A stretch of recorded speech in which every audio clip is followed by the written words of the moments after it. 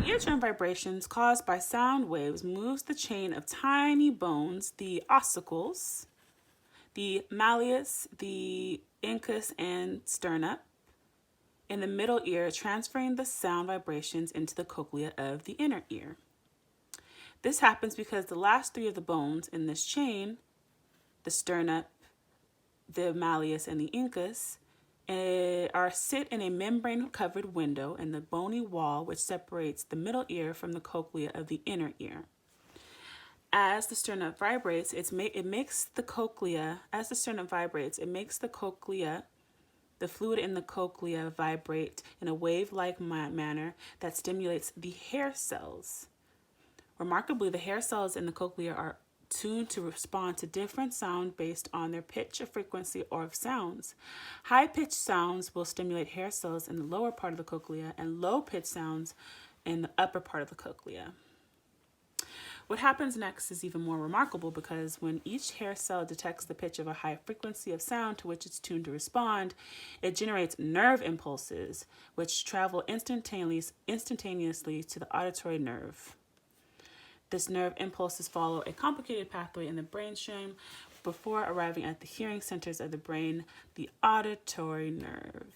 And that is how you hear sound.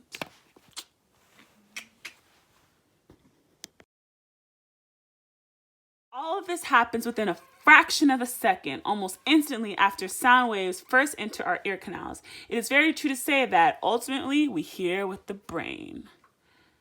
Healing. Throughout history, music has been used to boost morale in military troops, help people work faster and more productively, and even ward off evil spirits by chanting. Music or sound healing, like the music that you're currently hearing,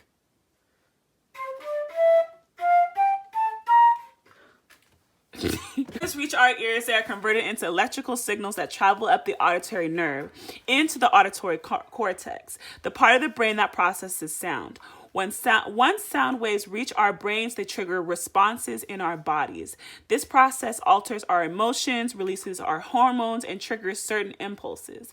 Although research on how music charges our brains is lacking, there's evidence to suggest that musicians have different brains than those who are not musically inclined. Just like sight or touch is a type of vibration, hearing is very similar to where we hear something and it's translated into our brains and to how we can translate that into information we can use. Thank you so much for watching. This has been a great sound healing experience. Lead us out, flute woman.